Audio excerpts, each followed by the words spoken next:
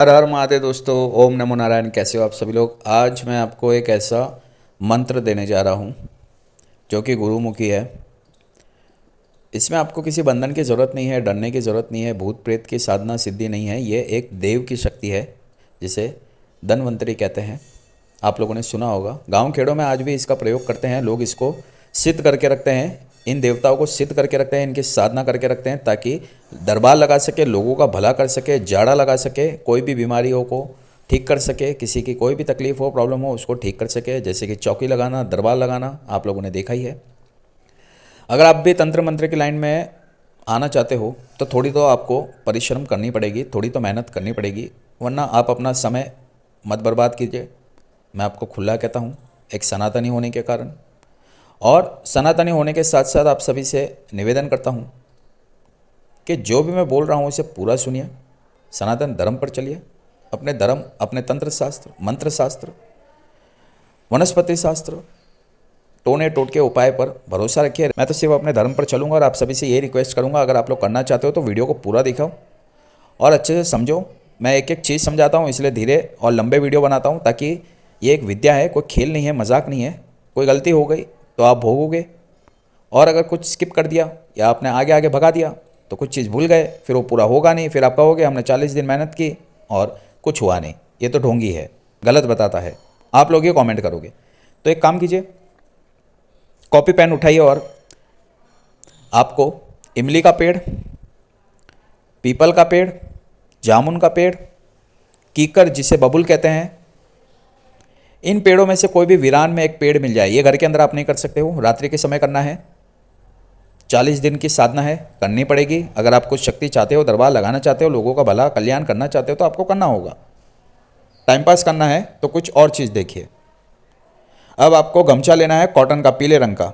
रुद्राक्ष की माला लेनी है। मंत्र मैंने डिस्क्रिप्शन बॉक्स में लिखा हुआ है, गुरुमुखी है इसलिए बोलकर नहीं बता सकता हूँ।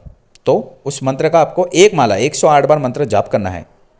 आप किसी शहर में रहते हो, वीरान जगह नहीं है आपके पास जहाँ आपको कोई देखे ना, रोके ना, टोके ना, तो किसी हिल स्टेशन पे चले जाइए, आसपास के गांव खेड़ों में चले जाइए, वहाँ पर घर ले लीजिए ताकि आपको कोई रोके ना, टोके ना और इस विद्या को, इस सिद्धि को, इस साधना को आप कर सको।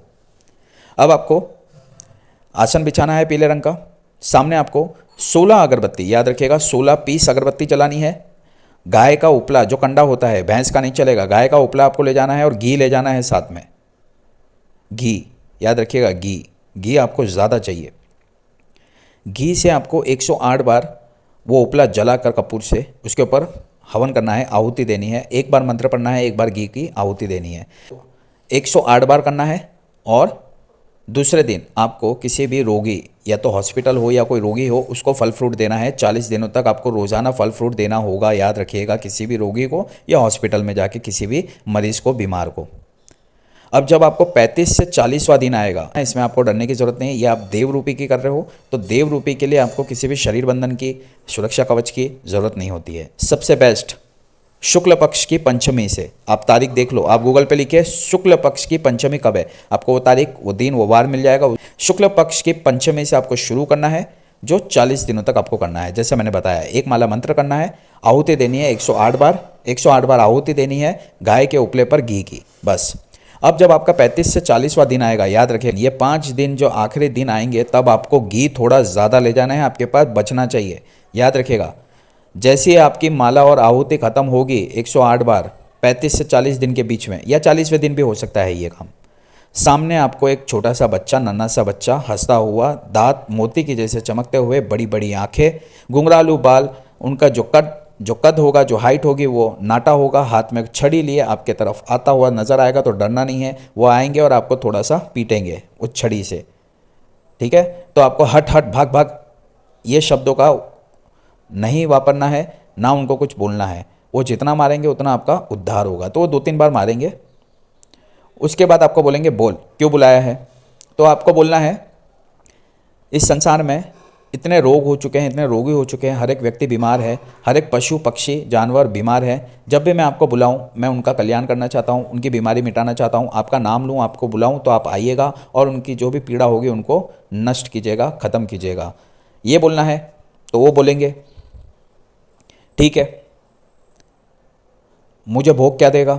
तो आपको बोलना है जो भी आएंगे, देखिए पैसे का नाम मत लेना, पैसे का नाम लोगे तो दंड लगता है, पाप लगता है। बोलना कि जो भी व्यक्ति जो भी मुझे चढ़ावा देगा उसमें से 50% आधा हिस्सा मैं गौ सेवा में, पशु पक्षियों में, साधु संतों की भोजन में लगाऊंगा। आपको मैं 10 ग्राम घी दूंगा। तो वो हंसेंगे और बोलेंगे चलो ठीक है। वो बोलेंगे ला दे। तो जो आपके पास बचा हुआ घी होगा वो उनको दे देना है, वो उस घी को पूरा पी जाएंगे दोस्तों। और वो अपना गमछा, कड़ा, छल्ला, छड़ी, माला कुछ भी आपको देंगे, वो आपको अच्छे से संभाल के रखना है। अब जब भी ये आपकी सिद्धि साधना हो गई दोस्तों, अब जब भी आपको चौकी लगानी है, दरबार लगाना है, तो 16 अगरबत्ती लगाने हैं, गुलाब के फूल रखने हैं, कंडा सामने रखना है, कपूर से जलाकर उसके ऊपर आपको इसी मंत्र का जाप करना है और घी की आहुति देनी है।